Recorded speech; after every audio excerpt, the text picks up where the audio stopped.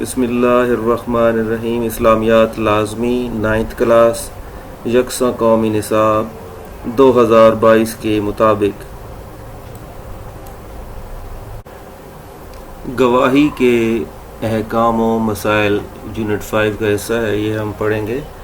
حاصلات تعلم ہیں۔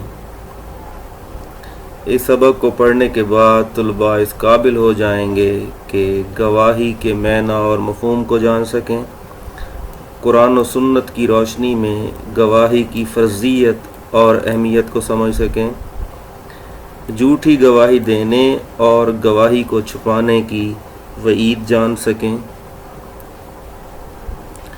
قرآن و سنت کی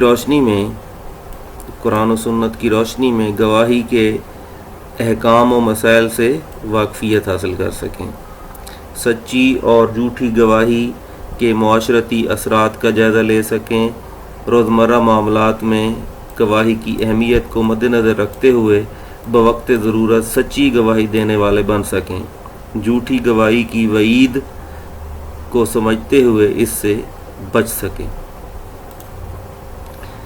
گواہی کے لیے قرآن و سنت میں شہادت کا لفظ استعمال ہوتا ہے۔ شہادت کا مطلب کسی چیز یا معاملے کو اپنے علم کے مطابق ذمہ داری کا ثبوت دیتے ہوئے واضح کرنا ہے تاکہ حقدار کو اس کا حق مل سکے۔ گواہی میں دو باتوں کا دھیان رکھنا انتہائی ضروری ہے۔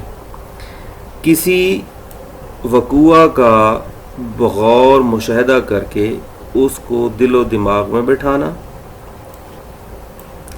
معاملے کو قاضی یعنی جج اور جج کے سامنے پوری طرح دیانتداری سے پیش کرنا۔ گواہی دینے والے کو گواہ کہتے ہیں، شاہد۔ معاملات کی نوعیت کے پیش نظر گواہی کا حکم بھی بدلتا رہتا ہے۔ جب گواہی دینے والا کوئی اور نہ ہو اور معاملہ دو گواہوں کو معلوم ہو تو اس وقت گواہی دینا فرض ہو جاتا ہے، اور جب گواہ کو گواہی دینے کے لیے بلایا جاتا ہے تو گواہی چھپانا جائز نہیں۔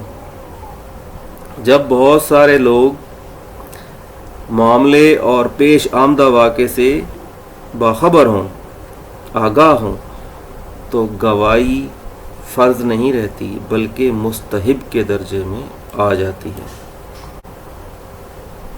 ارشاد باری تعالیٰ ہے وَلَا يَأْبَ الشُّهَدَاءُ إِذَا مَا دُعُوا، سورہ بقرہ۔ جب بھی گواہوں کو بلایا جائے تو وہ انکار نہ کریں۔ گواہی چھپانے کی ممانعت کے حوالے سے ارشاد باری تعالیٰ ہے وَلَا تَكْتُمُوا الشَّهَادَةَ، اور گواہی کو مت چھپاؤ۔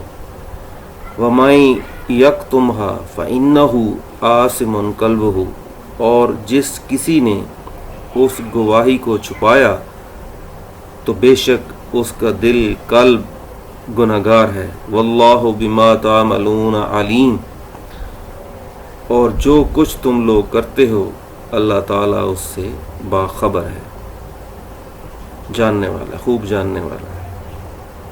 سورہ بقرہ آیت نمبر 283۔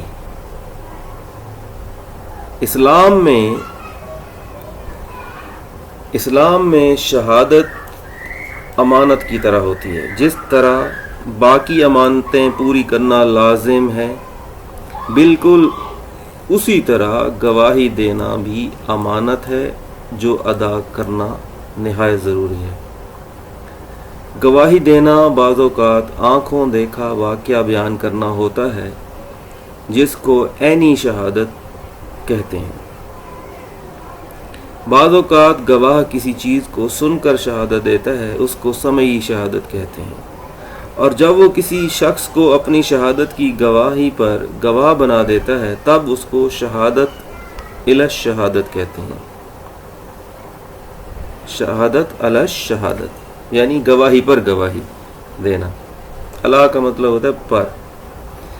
گواہی دینا چونکہ ایک اعلیٰ منصب و مرتبہ ہے، اس لیے گواہی دینے کے لیے شرط ہے کہ گواہ مسلمان، عاقل، بالغ اور عادل ہو۔ اگر دو مرد گواہ نہ ہوں تو ایک مرد اور دو عورتوں کی گواہی بھی قابل قبول کی جائے گی۔ ارشاد باری تعالیٰ ہے، ترجمہ: اور اپنے مردوں میں سے دو گواہ بنا لیا کرو، پھر اگر دو مرد نہ ہوں تو ایک مرد اور دو عورتیں گواہ بناؤ جن کو بھی تم گواہوں کے طور پر پسند کرتے ہو۔ اگر ان دو عورتوں میں سے ایک بھول جائے تو دوسری اسے یاد دلائے، اور جب بھی گواہوں کو بلایا جاتا ہے تو وہ انکار نہ کریں۔ سورۃ البقرہ آیت نمبر 282۔ گواہی کی اہمیت واضح کرتے ہوئے نبی کریم خاتم النبیین صلی اللہ علیہ وعلی آلہ وصحبہ وسلم نے ارشاد فرمایا، اگر لوگوں کو محض دعوے کی وجہ سے ہی سب کچھ دے دیا جائے تو کتنے ہی لوگ خون اور مال کا دعویٰ کر ڈالیں گے۔ اس لیے دعوے دار کے ذمے گواہ ہیں اور انکار کرنے والے کے ذمے قسم ہے۔ صحیح بخاری حدیث نمبر 4470۔ جھوٹی گواہی کا وبال۔ رسول اکرم خاتم النبیین صلی اللہ علیہ وسلم کا ارشاد ہے کہ جھوٹی گواہی بت پوجنے کے برابر ہے۔ جھوٹی گواہی بت پرستی کے برابر قرار دی گئی ہے۔ جھوٹی گواہی شرک کے برابر کر دی گئی۔ 3 بار یہ فرما کر حضور اکرم خاتم النبیین نے یہ آیت پڑھی کہ اللہ فرماتا ہے، بتوں کی ناپاکی سے بچتے رہو اور جھوٹی باتوں سے پرہیز کرو۔ سورۃ الحج آیت نمبر 30۔ سچی اور جھوٹی گواہی کے اثرات۔ سچی گواہی سے معاشرے میں امن قائم ہوتا ہے، بھائی چارے کے جذبات فروغ پاتے ہیں، ایک دوسرے کے لیے ایثار کا جذبہ پیدا ہوتا ہے، رضائے الہی کا حصول ممکن ہونے کے ساتھ ساتھ احساس سے ذمہ داری جیسے احساسات فروغ پاتے ہیں، جبکہ جھوٹی گواہی سے اللہ تعالیٰ ناراض ہوتا ہے، دشمنیاں فروغ پاتی ہیں، معاشرے میں بے سکونی پیدا ہوتی ہے، معاشرہ بدامنی اور ظلم کا شکار ہو جاتا ہے۔ ہمیں چاہیے کہ اپنی ذمہ داری پوری کریں، سچی گواہی اور سچے جذبات کو فروغ دیں، نہ جھوٹی گواہی دیں اور نہ ہی جھوٹی گواہی کی تحسین کریں۔ مشقی سوالات، درست جواب کا انتخاب کریں۔ گواہی کے لیے قرآن مجید میں استعمال ہونے والا لفظ ہے شہادت۔ گواہی دینے والا شخص کہلاتا ہے گواہ۔ کسی بھی معاملے پر گواہی دینے کے لیے مردوں کی تعداد ہونی چاہیے 2، 3، 4، 5۔ مردوں کی تعداد 2 ہونی چاہیے۔ آنکھوں دیکھا واقعہ بیان کرنا کہلاتا ہے عین الیقین، عینی شہادت۔ جب صرف ایک گواہ موجود ہو تو گواہی ہے۔ کتاب میں تو 2 لکھے ہوئے ہیں، بہرحال جب صرف ایک گواہ موجود ہو تو گواہی فرض ہو جاتی ہے۔ فرض سے اگلا درجہ ہوتا ہے واجب کا۔ سوال نمبر 1، شہادت کا معنی و مفہوم بیان کریں۔ گواہی کے لیے قرآن و سنت میں شہادت کا لفظ استعمال ہوتا ہے۔ شہادت کا مطلب کسی چیز یا معاملے کو اپنے علم کے مطابق ذمہ داری کا ثبوت دیتے ہوئے واضح کرنا ہے تاکہ حقدار کو اس کا حق مل سکے۔ گواہی میں 2 باتوں کا دھیان رکھنا انتہائی ضروری ہے: کسی وقوع کا بغور مشاہدہ کر کے اس کو دل و دماغ میں بٹھانا، معاملے کو قاضی اور جج کے سامنے پوری طرح دیانتداری سے پیش کرنا۔ نمبر 2، مرد و عورت کی گواہی کے بارے میں اسلامی احکام تحریر کریں۔ گواہی دینے کے لیے شرط یہ ہے کہ گواہ مسلمان، عاقل، بالغ اور عادل ہو۔ اگر 2 مرد گواہ نہ ہوں تو ایک مرد اور 2 عورتوں کی گواہی بھی قابل قبول کی جائے گی۔ اللہ تعالیٰ کا قرآن مجید میں ارشاد بھی ہے سورۃ بقرہ میں، اور اپنے مردوں میں سے 2 گواہ بنا لیا کرو، پھر اگر 2 مرد نہ ہوں تو 1 مرد اور 2 عورتیں گواہ بناؤ جن کو بھی تم گواہوں کے طور پر پسند کرتے ہو۔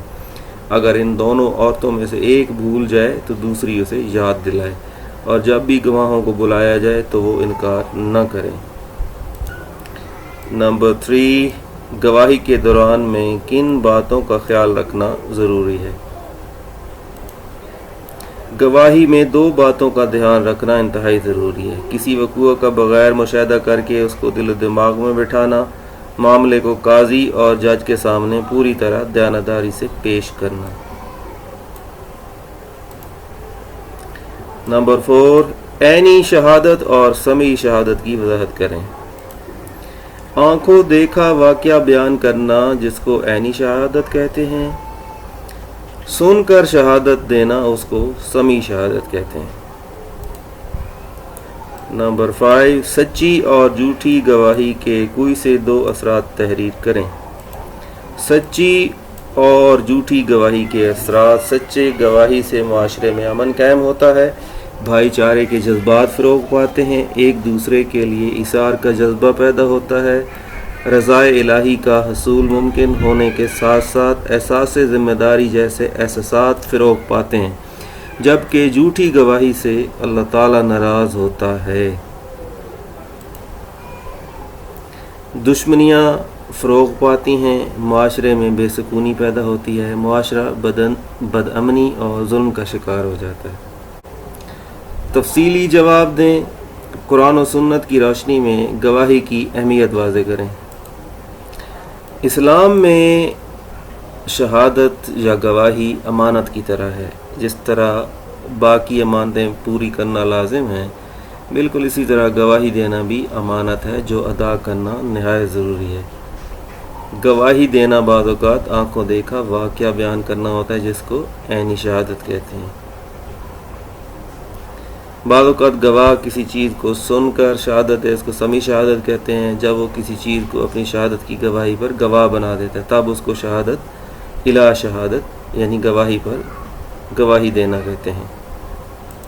گواہی دینا چونکہ ایک اعلیٰ منصب و مرتبہ ہے، اس لیے گواہی دینے کے لیے یہ شرط ہے کہ گواہ مسلمان، عاقل، بالغ اور عادل ہو۔ اگر 2 مرد گواہ نہ ہوں تو 1 مرد اور 2 عورتوں کی گواہی بھی قابل قبول کی جائے گی۔ یہ قرآن کی آیت کا بھی حوالہ دے دیں۔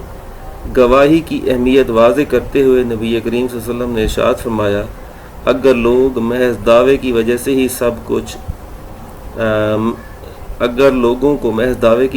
سب کچھ دے دیا جائے تو کتنے ہی لوگ خون اور مال کا دعویٰ کر ڈالیں گے۔ اس لیے دعوے دار کے ذمہ گواہ اور انکار کرنے والے کے ذمہ قسم ہے۔ یہ بھی کر لیں، حصہ یہ بھی شامل کر دیں۔ جھوٹی گواہی کا وبال بھی اس میں شامل کر دیں اور یہ بھی ساتھ یاد کر لیں۔ وما علینا الا البلاغ المبین۔ السلام علیکم ورحمۃ اللہ۔ اور چینل کو بھی سبسکرائب کر دیا کریں، لائک شائک بھی کر دیا کریں۔ تھینک یو، جزاک اللہ۔